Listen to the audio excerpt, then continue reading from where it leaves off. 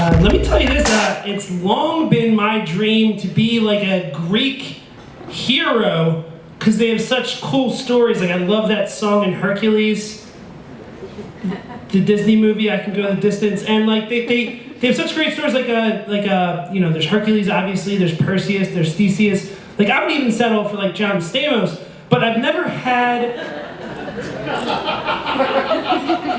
the body for it, but my twin brother Mike has. Like in high school, he, you know, he was living out his dream of playing, like he was playing varsity basketball, and I did what I could, so I was doing varsity model UN. Yeah, like even when we were sperm, like I think he, like there's no way I would have beat him to the egg. So I think he had to have been like, look, like, latch onto one of my flagella and just like ride me to victory. So he's always been like really helpful with this gift, you know, and helping me to want to achieve. Like he's run several marathons in his life. Like his fastest time, he ran not knowing that he had mono. Yeah, and I can't run. I couldn't run like a mile. But I got to age 31 last year, and I was like, okay, like my time with whatever this is running out. And so I signed up for my dream. I signed up to run the Philadelphia Marathon. And I'm a Catholic school teacher, so I couldn't pay for it, so my mom paid for it. It's still really inspiring. But thank you. Yeah, so I started training, and people, I posted on Facebook, people were like, that's awesome, that's so inspiring. People who really knew me were like, Steve, are you sure you want to do this? And so I was training, like, in the summer, it was great, but by the time I got to the fall, the school year came, and I deal with stress by, like, eating sandwiches, and I have asthma, but I got to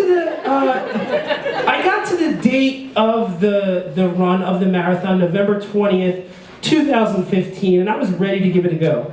And I was going to try my best. My friend Teresa was with me, and she's like, you know, you need to have a mantra for those times when it gets difficult. Hers was, my mind is strong, my heart is strong, my body is strong, and I just thought real quick, I was like, all right, I'll go with, I'm Catholic, like, dear God, please let me not die.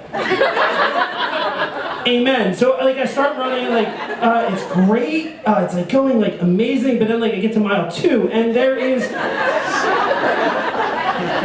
guy like with a sign on his back, like he's much older than me, and it says 2 knee replacements, and he's like flying past me. Like I'm thinking like show off, but like I keep going, and I get to mile 6.5, my brother comes out with like a coffee cup in his hand, and I'm running and he's walking next to me. We get to mile 13, like everyone's still there and everyone's excited. It's like, you can keep going, you can stop, you'll still get a medal. I'm like, no, I'm gonna keep going. And I get to mile 13.2 and I realize like the half marathon is the same day. No one else is still running like I'm the only person here. So I start off on my own. I get to like mile 14 and there's a drink stand, and they're like starting to break it down. And I'm like, hey guys, I think I'm in last place, haha. They're like, haha, yeah, we think you are too. And so I get to mile 17, and I realize I see this thing, there's this van with blinking lights, and I ask someone what it is. It's like a mile and a half behind me, and they say, oh, that's the lag bus. That's here to pick up people who are not on pace to finish the marathon in 7 hours. So I'm like, cut out some pee breaks, keep going. And so I keep going. I get to mile 19 and my legs like stiffen up. And at mile 21, an older gentleman on a tricycle pulls up right next to me. And he looks up and he says, Steve, right, you are now officially the last person in the marathon. I'm like, Greek heroes always have a tragic flaw.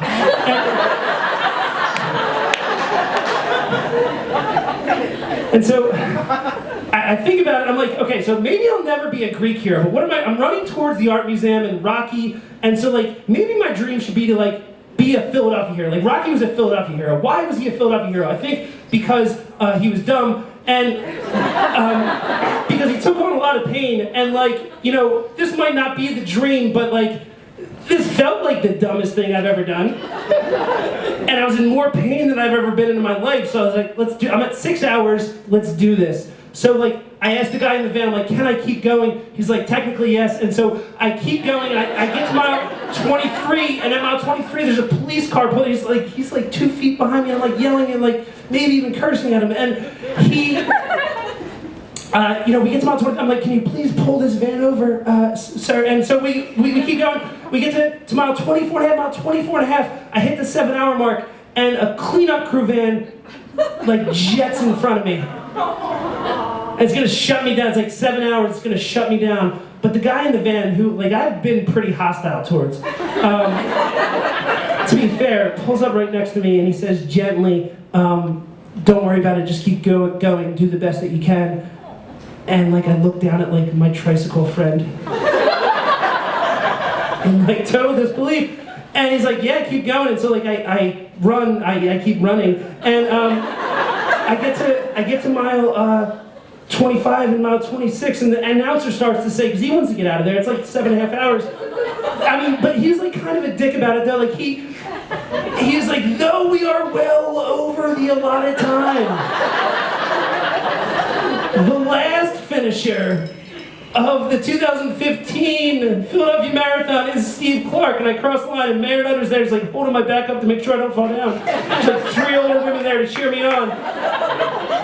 And I get this metal, it's like this broken, this broken Liberty Bell. It's like this perfect, beautiful, broken thing. And I'm thinking like, this race was like this beautiful, perfect, broken dream. And it may not have been what I started out to want, but it felt like I accomplished something great. And like I had achieved my dream. Thank you.